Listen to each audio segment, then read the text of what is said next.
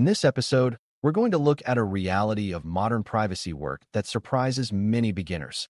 A large portion of personal information risk lives outside your organization's walls, inside the vendors and partners you rely on every day. A vendor might provide cloud hosting, customer support tools, analytics, marketing services, payroll processing, or any number of services that require access to personal information. When you share data with a vendor, you are not outsourcing responsibility because the organization that collected the data is still expected to protect it and to honor the promises made to the people behind it. Evaluating vendor contracts, service level agreement, SLA, terms, and vendor practices is the discipline of making sure the relationship has clear privacy boundaries and real safeguards, not just friendly assurances. Monitoring for compliance evidence is what keeps that relationship honest over time, because vendors change, systems evolve, and what was true during onboarding can drift quietly. By the end of this lesson, you should be able to explain why vendor governance is a privacy requirement, how contracts and SLA commitments translate into risk controls, and how evidence-based monitoring keeps the program grounded in reality. Start with the fundamental concept that vendor risk has two dimensions: what the contract says and what the vendor actually does. Contracts are important because they define obligations, permitted uses, accountability, and consequences when something goes wrong. Vendor practices are important because a contract cannot prevent mistakes if the vendor's operational behavior is weak. Beginners often assume that if legal reviewed the contract, the privacy risk is handled, but privacy work requires linking contract language to real controls and real evidence. A strong privacy program treats vendors as part of its data lifecycle, meaning you understand what data is shared, why it is shared, how it is protected, how long it is kept, and what happens when the relationship ends. This framing helps you evaluate vendors consistently, whether the vendor is a tiny niche provider or a major platform. It also helps you explain to stakeholders that vendor oversight is not bureaucracy. It is how the organization keeps its privacy promises when data is processed elsewhere. Before you evaluate anything, you need clarity on the vendor relationship itself, because vague assumptions are the first path to hidden risk. You should know what service the vendor provides, what personal information the vendor will receive or access, and whether the vendor needs identifiable data or could operate with less. You should also understand the data flow, including whether the vendor stores the data, processes it temporarily, or shares it with sub-vendors. The difference matters because storage creates retention and deletion obligations, and sub-vendors expand the trust boundary further. Another critical detail is where the vendor operates, because geographic location can shape legal requirements, cross-border transfer obligations, and incident response expectations. When you define the relationship clearly, you can evaluate the contract and practices with specificity rather than relying on generic vendor questionnaires. That specificity is what prevents gaps where a vendor ends up with more data or more freedom than anyone intended. Now focus on contracts, because they are the formal instrument that sets the rules for data handling. A good vendor contract should clearly define what data the vendor may process, what purposes are permitted, and what uses are prohibited. It should address confidentiality obligations, security safeguards, and incident notification expectations so the vendor cannot treat a breach as a private matter.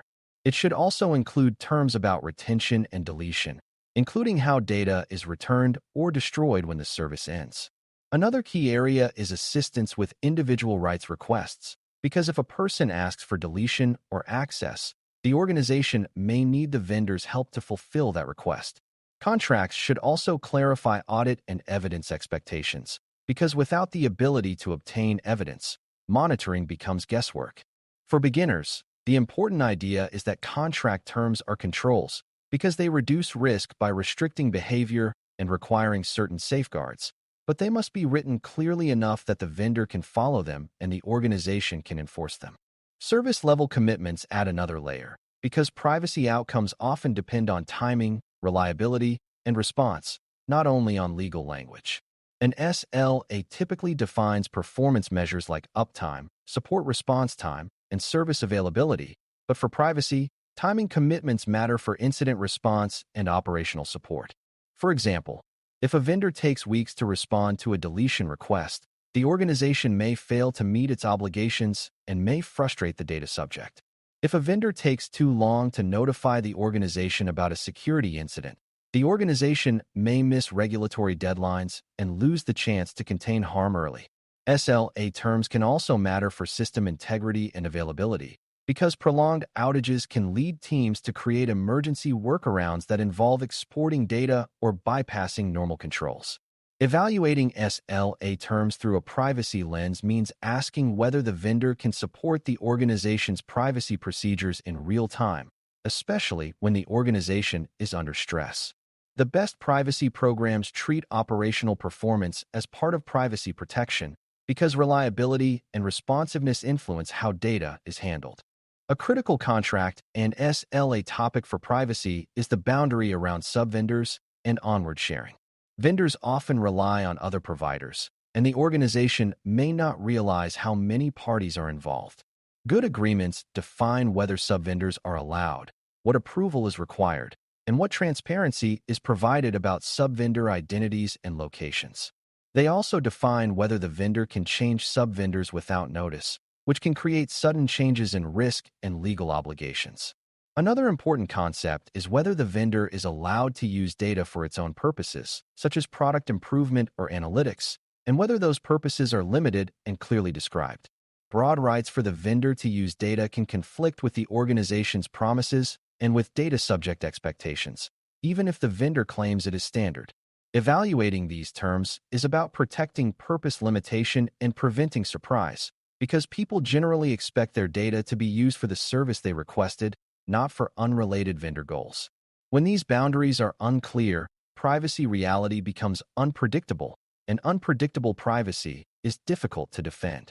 Contracts also need to address security and privacy safeguards in a way that is meaningful rather than purely decorative. Beginners sometimes assume that a contract clause that says the vendor will use reasonable security is enough, but reasonable is vague and hard to enforce. Stronger terms define categories of safeguards, such as access controls, encryption where appropriate, monitoring, and secure development practices, without becoming tool-specific. They also define responsibilities, such as who manages keys, who controls access provisioning, and what happens when an employee leaves. Incident terms should define how quickly the vendor must notify the organization, what information must be shared, and how cooperation will work during investigation and remediation. Privacy also benefits from clarity on data segregation, meaning whether one customer's data is separated from another's, and on administrative access, meaning whether the vendor's support staff can access content and under what controls. These terms create a contract foundation, but they still need to be validated through evidence and ongoing oversight.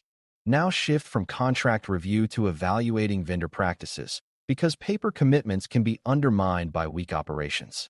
Evaluating practices means looking at how the vendor actually manages access, handles incidents, trains employees, and controls data retention.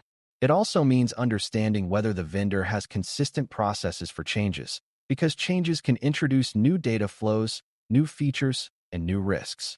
A vendor might meet security expectations for a core service, but still create privacy risk through auxiliary features like detailed analytics dashboards or broad data export capabilities.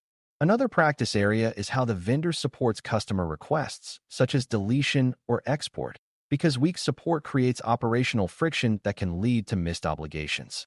Beginners should understand that vendor practice evaluation is not about distrust. It is about verifying that the vendor's maturity matches the sensitivity of the data and the importance of the service. The more critical and sensitive the vendor relationship, the more important it is to confirm that practices are reliable and documented. Monitoring for compliance evidence is what keeps vendor oversight real over time, because onboarding reviews become stale quickly. Evidence-based monitoring means you do not rely on occasional reassurance calls. You define what evidence you need and how often you need it. Evidence can include attestations, audit reports, incident summaries, access reviews, or records that show deletion and retention behavior.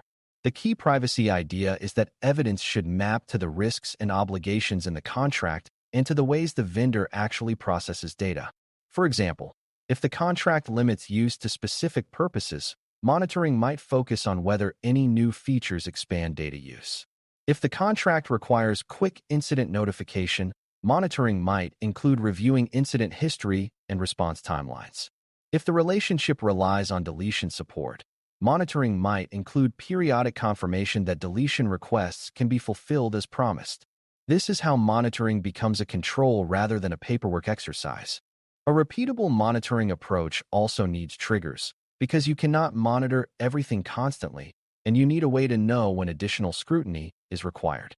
Triggers include major changes like adding new data types, expanding to new regions, onboarding new subvendors, or launching new features that alter data flows.